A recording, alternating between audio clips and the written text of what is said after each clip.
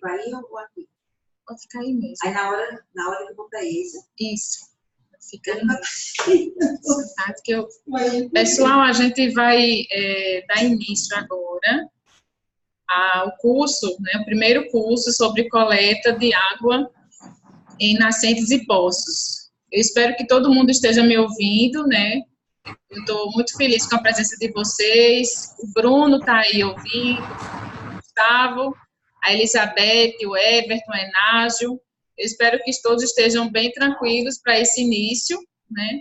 E a gente avançar nesse curso que está sendo gravado para que seja depois compartilhado com os participantes, para que eles possam tirar algumas dúvidas que surgirem, né?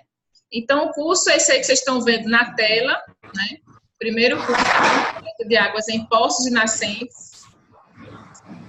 Nós temos alguns slides para serem passados e um pedacinho de um vídeo e um questionário que é em Word. Então, tudo isso vai estar sendo veiculado aqui no curso e vai estar disponibilizado para vocês, que a gente pode, inclusive, mandar por e-mail questionário, que é uma coisa importante para depois ser utilizado. Os participantes previstos são esses que estão aí na tela, né, na lista que vocês estão vendo, o Enágio, o Gustavo, o Bruno, o secretário de prédio, que eu não sei se está chegando, a Elizabeth, que já está, o Aldemário, que ainda não entrou, o Everton, que já está aqui presente, o Lucivânio, e eu, e a Paula Tereza, que vamos estar ministrando esse momento. Né? As etapas desse curso são simples, eu vou colocar aqui para vocês terem uma ideia de como a gente vai trabalhar. Então, teremos essa apresentação, logo em seguida, teremos a participação do Lucivânio falando um pouquinho da importância das nascentes para o semiárido, né, um pouco como essa nascente existe, umas perguntas que ele vai estar respondendo para a gente aqui.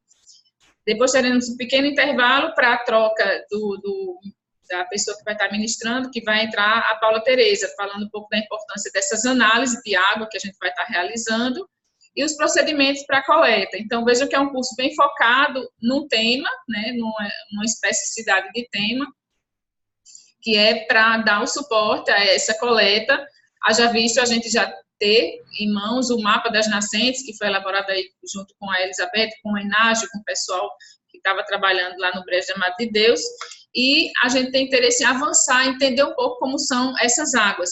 E além dessas águas do Brejo, a gente tem interesse em conhecer outras águas que estão sendo acompanhadas também pelo Gustavo, por exemplo, onde tem no canal lá do Caruaru, a região do Ipojuca que ele está também trabalhando. E o Bruno, que vai também estar acompanhando isso aí, algumas áreas que ele tem interesse em avaliar, a gente pode também estar coletando. Então, a ideia é a gente entender a importância de conhecer essas águas no sentido de saber o que é que ela tem de conteúdo, de elemento químico, se ela é uma água ferruginosa, se é uma água ácida, ou se é uma água que serve para determinado fim ou não. Então, assim, compreender como essa água está é muito importante para a gente poder dar o uso adequado a ela, né? E tentar proteger os espaços onde elas são geradas. Então, a importância do curso é basicamente esse, e a gente vai estar seguindo essas etapas. Ele faz parte também do projeto Participa, como eu já falei para vocês, que tem tudo a ver com isso, né? Essas metodologias participativas de pesquisa, ensino e extensão rural, para potencializar a agroecologia como estratégia de convivência. A partir do momento que a gente entende onde estão essas áreas e pode ter um manejo mais agroecológico, certamente isso vai ser útil para a sustentabilidade daquele espaço, das atividades, das pessoas que estão aí, das comunidades. Então, fortalecer isso como uma forma de convivência com o semiárido. E as nascentes do Brejo têm muita importância por conta dessa geração de água, né? A princípio, o projeto está sendo desenvolvido nessa região do Agreste, que vocês estão verificando aqui, né? Eu acho que eu vou colocar um ponteiro aqui nesse espaço, que é do Agreste, que envolve o Brejo, um pouco de Garanhuns, Brejo de Amado de Deus, né, Ipojuca, essa região aqui. Também vai estar sendo desenvolvido um pouco no sertão do Pajeú, né? E um pouco aqui no sertão do São Francisco. Mas nossa área de abrangência, com essa equipe que está em campo agora, é um pouco mais aqui no Agreste, que vocês devem estar observando, né? Algumas questões vão estar sendo comentadas aqui, principalmente pelo professor Lucivânio, para esclarecer um pouquinho por que esse brejo produz tanta água, estando tão alto, né? E quais são essas atividades que a gente poderia estar realizando próximas a essas águas de poços e nascentes, e como são feitas essas análises, que análise a gente vai fazer e que resultados a gente vai obter com esse tipo de parceria que está sendo firmado e é tão interessante para a gente conhecer um pouco essa região e essas águas, né? Então, agora eu vou passar a palavra para o professor Lucivânio para ele fazer os comentários iniciais sobre essa região que a gente vai estar avaliando. Professor Lucivânio, com você.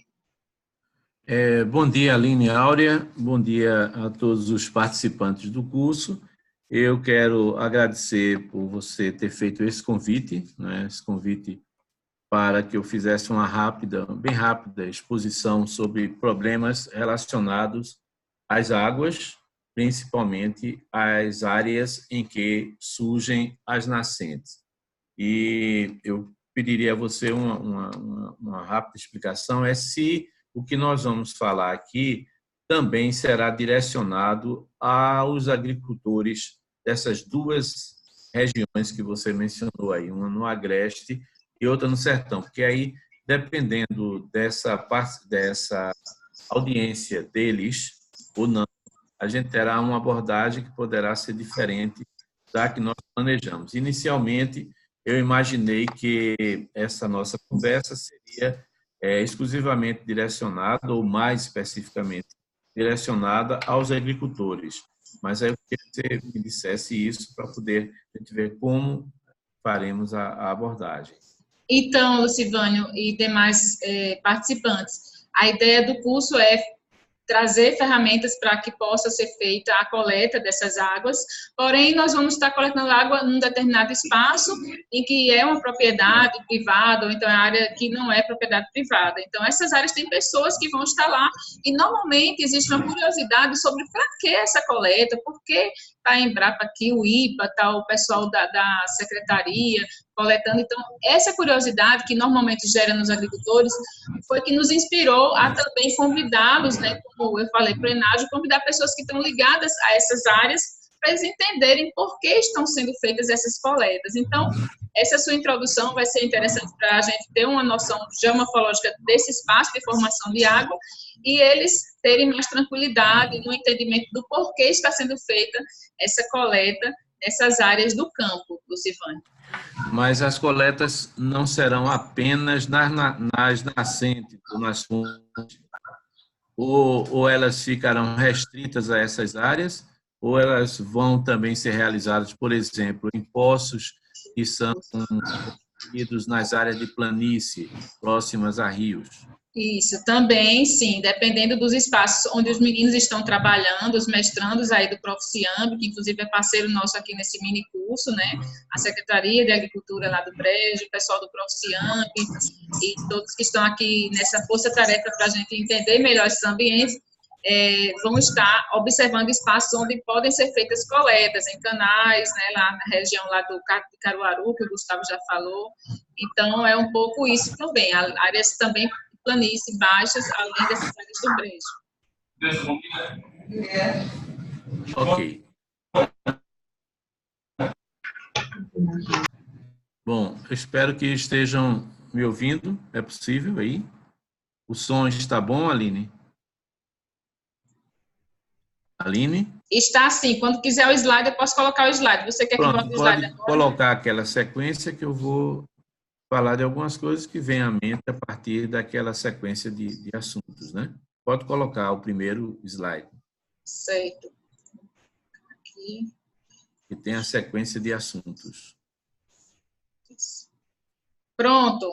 Pronto, exato. Eu começarei dizendo o seguinte, né? Essas duas áreas que a doutora Aline mostrou para todos os participantes são áreas que estão contidas num espaço geográfico nordestino e, em especial, no espaço pernambucano, que é o espaço semiárido. Então, a primeira questão que nós colocamos aqui é a seguinte: onde começa realmente o semiárido? O semiárido ele tem início aqui no Nordeste brasileiro e em Pernambuco particularmente, na isoeta, ou seja, aquela linha imaginária que nós criamos e colocamos no mapa, numa isoeta que vai nos dar o valor da precipitação média anual. Então, o semiárido começa na isoeta de 800 milímetros. milímetros. Então, tudo que tem aqui no Nordeste, ou em Pernambuco, que tem 800 milímetros de chuva, ou seja, 200 litros de chuva por metro quadrado durante o ano, nessa média, se encontra num ambiente semiárido. Um ambiente semiárido, se sabe muito bem, é um ambiente em que se dá um déficit hídrico. O que quer dizer isso? Quer dizer que a quantidade de água que entra nesse sistema é inferior à quantidade que sai desse sistema. Através de quê? Da evaporação das massas líquidas, rios, riachos, lagoas, e também a água que os vegetais retiram da subsuperfície, e essa água sai pelos estômatos das árvores e volta para a atmosfera. Então, a água que sai e a água que entra tem uma relação que é a seguinte: sai mais água do que entra no sistema. Então, isso gera um déficit hídrico.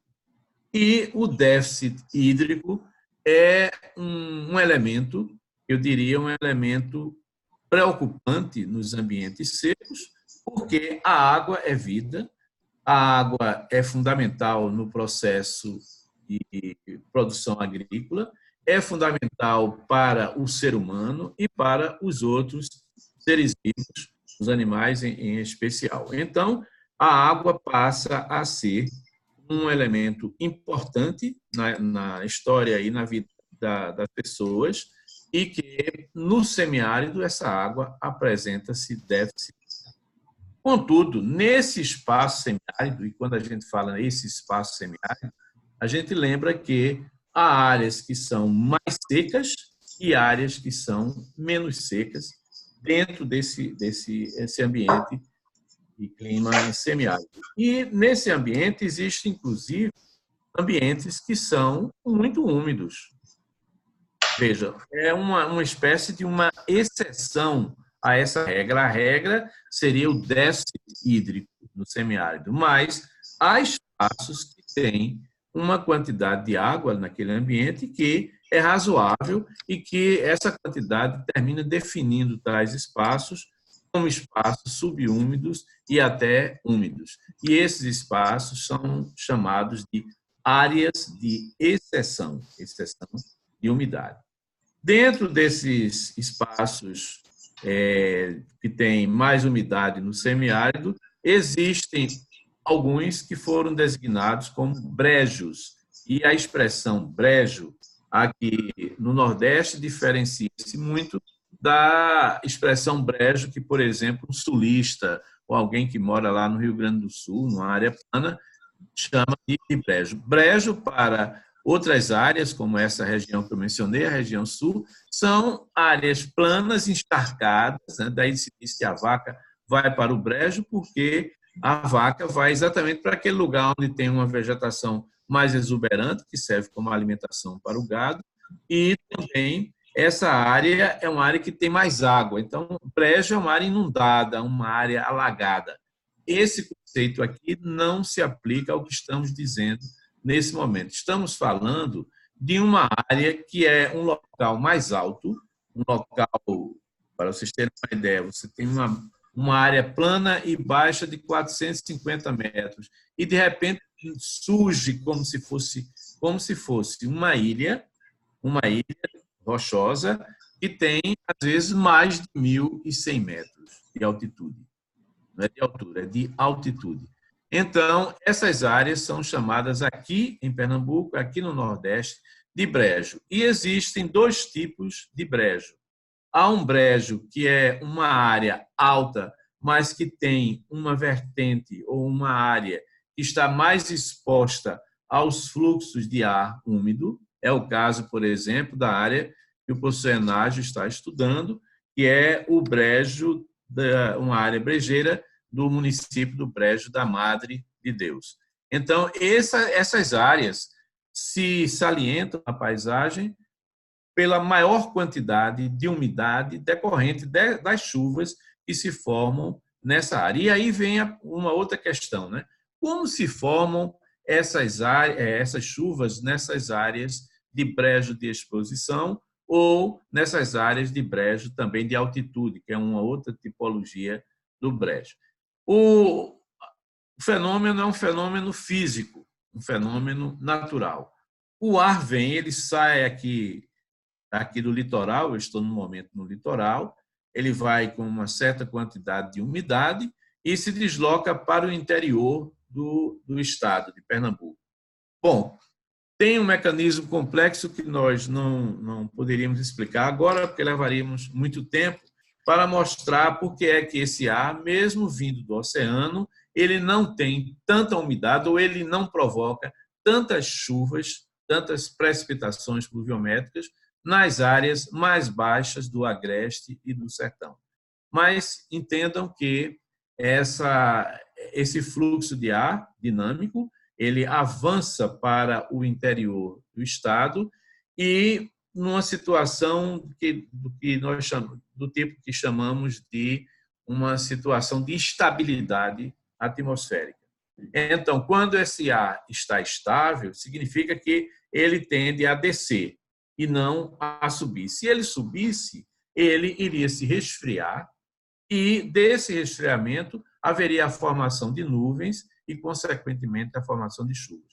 Contudo, esse ar que vai pela Serra das Russas e penetra ali na região do Vale do Ipojuca, por exemplo, ele vai com uma qualidade, uma característica de ar estável e seco. Então, estabilidade do ar significa que há uma secura ou há um impedimento para o crescimento vertical de nuvens e, consequentemente, de chuvas. Contudo, esse ar, quando encontra uma superfície mais elevada, como essa que vocês estão vendo aí nessa ilustração, né, essa parte aqui que é uma espécie de um maciço rochoso, então esse ar, ao encontrar essa elevação, ele é forçado mecanicamente a subir.